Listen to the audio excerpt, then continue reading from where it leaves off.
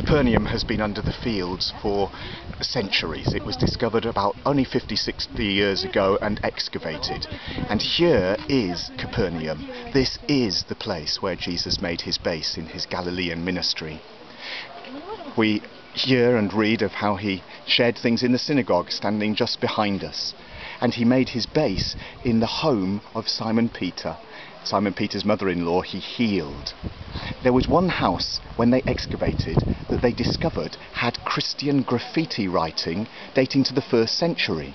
And then in the 4th or 5th century, a church building built around it, a Domus Ecclesiae, the house of God, or the gathering place house.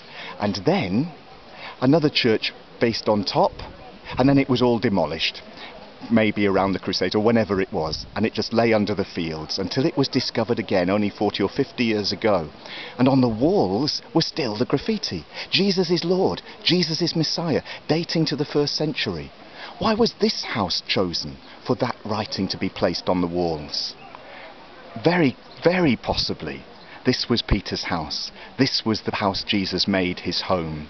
And maybe when Mark was writing his gospel in the 60s, maybe the church was meeting here then, hence the writing on the wall. And Mark, in writing his good news of Jesus Christ the Messiah for the Jewish people, Son of God for those who are Romans and revere the Emperor as Son of God.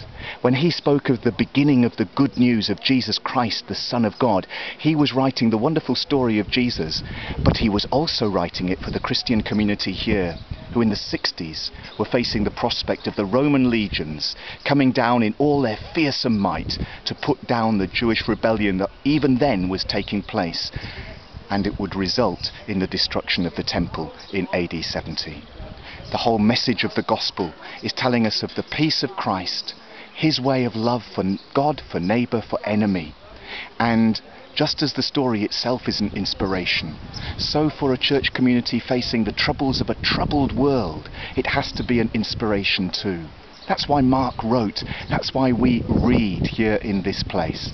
And as we read here in this place, something comes into our hearts to keep us going, faithfully following the Jesus who went to the cross, invited us to follow in the way of the cross, and to be ambassadors for Christ, exercising a ministry of reconciliation in a world torn apart by hatred and fear. That's the task.